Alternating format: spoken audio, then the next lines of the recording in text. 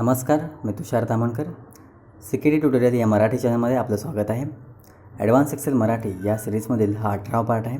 या पार्टमध्ये आपण डिफाईन नेम आणि नेम मॅनेजर या ऑप्शनचा वापर कसं करायचं हे शिकणार आहोत. दिलेल्या वर्कशीटमध्ये एक छोटा डेटाबेस दिलेला आहे. त्याच्यामध्ये एम्प्लॉईचं नाव दिलेलं आहे, त्याचप्रकारे लोकेशन्स दिलेले आहे आणि त्यांनी मंथ वाईज किती प्रोडक्ट सेल केले याचा डेटा दिलेला आहे. जर का मला जानेवारी फील्डमधील टोटल सेल्स हे डिस्प्ले करायचं असेल तर त्यासाठी इज इक्वल टू सम, त्यानंतर bracket open, select cell range, त्यानंतर ब्रॅकेट क्लोज, त्यानंतर आपण कीबोर्डवरील एंटर बटन प्रेस करतो. मोठ्या डेटाबेसमध्ये काम करत असताना अशा प्रकारचं सिलेक्शन करताना आपला टाईम वेस्ट होऊ शकतो आणि त्यासाठी आपण त्या कॉलमला नाव डिफाईन केलं तर पुन्हा तुम्हाला ती सेल रेंज सिलेक्ट करायची गरज नसते. तर ते कसं ते पाहूया आपण. याच्यामध्ये ज्या सेल रेंजला ज्या कॉलमला नाव तुम्हाला डिफाईन करायचं आहे तो कॉलम सिलेक्ट करा. मी जानेवारी हे फील्ड सिलेक्ट करतो.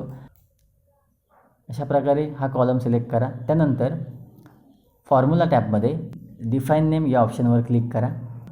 त्याच्या पुढील ॲरोला क्लिक करा. डिफाईन नेम या ऑप्शनला क्लिक करा. त्यानंतर एक छोटी विंडो ओपन होईल व त्याच्यामध्ये तुम्हाला या कॉलमचं नाव बाय डिफॉल्ट ते हेडिंग आलेलं दिसेल. यापुढे स्कोपमध्ये वर्कबुक दिलेला आहे. याचा अर्थ जर का तुम्हाला डिफाईन केलेल्या सेल रेंजचा वापर या पर्टिक्युलर वर्कशीट पुरता करायचा असेल तर तुम्ही पर्टिक्युलर वर्कशीट इथं सिलेक्ट करू शकता. मला या पूर्ण फाईलमध्ये या डिफाईन नेम ऑप्शनचा वापर करायचा आहे म्हणून मी वर्कबुक या ऑप्शनला क्लिक करतो. त्यानंतर सिलेक्ट केलेली सेल रेंज तुम्हाला रिफर टू जागी डिस्प्ले झालेली दिसेल. ओके बटनाला क्लिक करा. ठीक आहे. यापुढे चेक करण्यासाठी तुम्ही यूज इन फॉर्म्युला या ऑप्शनला क्लिक करा. त्याच्यामध्ये तुम्हाला डिफाईन केलेलं नाव आलेलं दिसेल. यापुढे जर का पुन्हा मला या जानेवारी फील्डमधील टोटल हवी असेल तर मग पुन्हा मला रेंज सिलेक्ट करायची गरज नाही. तुम्ही या फील्डचं जे काही नाव तुम्ही दिलं होतं ते टाईप करा किंवा दिलेल्या लिस्टमधून सिलेक्ट करा आणि ब्रॅकेट क्लोज करून एंटर करा. अशा प्रकारे तुम्ही मोठ्या डेटाबेसवर काम करत असताना प्रत्येक सेल रेंजला नाव डिफाईन करून ठेवू शकता.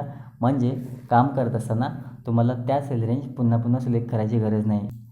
पुन्हा एकदा पहा, फेब फील्डलासुद्धा आपण नाव डिफाईन करूया. तर त्यासाठी फेब या फील्डपासून पूर्ण कॉलम सिलेक्ट करा. त्यानंतर फॉर्म्युला टॅबमध्ये डिफाईन नेम ग्रुपमध्ये डिफाईन नेम या ऑप्शनला क्लिक करा. पुढे हेडिंग इथं बाय डिफॉल्ट आलेली दिसेल, तुम्ही चेंजही करू शकता. त्यापुढे स्कोप या ऑप्शनला क्लिक करा. याचाच अर्थ या सेल रेंजचा वापर तुम्हाला पर्टिक्युलर शीटमध्ये करायचा आहे की संपूर्ण वर्कबुकमध्ये करायचा आहे तर तो स्कोप तुम्ही सिलेक्ट करा. मी इथं वर्कबुक हा ऑप्शन सिलेक्ट करतो. त्यापुढे जी आपण सेल रेंज सिलेक्ट केली ते आपल्याला इथं आलेली दिसेल. ओके बटनाला क्लिक करा. डिफाईन झालेलं नाव हे तुम्ही डिफाईन नेम ग्रुपमध्ये यूज इन फॉर्म्युला त्याच्यामध्ये तुम्ही पाहू शकता. तसेच प्रकारे समजा फेब फील्डमध्ये मला टोटल कॅल्क्युलेट करायचं आहे इज इक्वल टू सम, त्यानंतर bracket open, cell range select करण्याऐवजी तुम्ही त्या कॉलमला नाव डिफाईन केलं होतं म्हणून डिफाईन नेममध्ये यूज इन फॉर्म्युला या ऑप्शनला क्लिक करा आणि त्याच्यामध्ये जे आपण नाव डिफाईन केलेलं फेब ते मी सिलेक्ट केलं. सिलेक्ट करा किंवा टाईप करू शकता. ब्रॅकेट क्लोज करा आणि एंटर बटनाला प्रेस करा. अशा प्रकारे तुम्ही डिफाईन नेम ऑप्शनचा वापर करू शकता. या पुढचा ऑप्शन आहे नेम मॅनेजर. नेम मॅनेजर या ऑप्शनचा वापर डिफाईन केलेले सेल रेंज एडिट करण्यासाठी, डिलीट करण्यासाठी किंवा नवीन डिफाईन करण्यासाठी वापरतात. तर त्यासाठी नेम मॅनेजर या ऑप्शनला क्लिक करा. त्याच्यामध्ये डिफाईन केलेल्या सेल रेंज व डिफाईन केलेले नेम्स हे आपल्याला डिस्प्ले होतील. त्याच्यामध्ये तुम्ही पर्टिक्युलर एखादं सेल रेंज तुम्हाला एडिट करायचं असेल तर वरती सिलेक्शन करून एडिट बटनाला क्लिक करून तुम्ही तो पर्टिक्युलर नाव किंवा सेल रेंज सिलेक्शन करून एडिट करू शकता. यापुढे डिफाईन केलेलं नेम डिलीट करण्यासाठी डिलीट बटनाला क्लिक करा.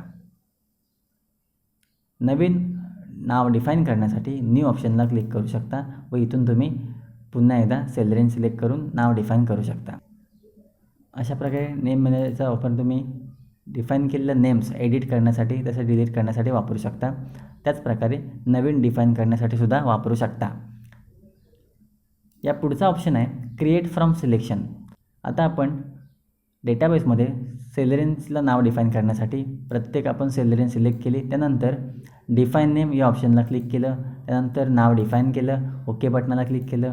यापुढे आता या डेटाबेसमध्ये रिक्वायरमेंट अशी आहे की मला या डेटाबेसमधील संपूर्ण सेल रेंजला नाव एकाच वेळी डिफाईन करायचं आहे. एकाच वेळी मल्टिपल सेल रेंजला नाव डिफाईन करण्यासाठी तुम्ही सेल रेंज सिलेक्शन कराल. त्यानंतर डिफाईन नेम या ऑप्शनला क्लिक करण्याऐवजी क्रिएट फ्रॉम सिलेक्शन या ऑप्शनला क्लिक कराल. त्यानंतर एक छोटी विंडो ओपन होईल. त्याच्यामध्ये डेटाबेसमध्ये आपल्या हेडिंग या टॉप रोमध्ये आहेत म्हणून टॉप रो या ऑप्शनला क्लिक करा. जर का डेटाबेसमध्ये रोज हेडिंग्स या लेफ्ट साईडला, बॉटम साईडला, राईट साईडला असेल तर त्यानुसार आपण इथून ऑप्शन सिलेक्ट करू शकता. या डेटाबेसमध्ये हेडिंग्स हे आपण टॉप रोमध्ये घेतले आहेत म्हणून टॉप रो या ऑप्शनला क्लिक करा. त्यानंतर ओके बटनाला क्लिक करा. यापुढे पुन्हा एकदा यूज इन फॉर्म्युला या ऑप्शनला क्लिक करा. त्याच्यामध्ये सिलेक्ट केलेल्या सेल रेंज व त्याला ॲटोमॅटिक नाव डिफाईन झालेलं दिसेल. अशा प्रकारे तुम्ही क्रिएट फ्रॉम सिलेक्शन या ऑप्शनचा वापर करून मल्टिपल सेल रेंजला नाव डिफाईन करू शकता. जर का आपण या चॅनलवर नवीन असाल तर नवीन व्हिडिओ माहितीसाठी आपलं चॅनल सबस्क्राईब करा. व्हिडिओ आवडला तर लाईक करा आणि आपल्या मराठी बांधवांबरोबर शेअर जरूर करा.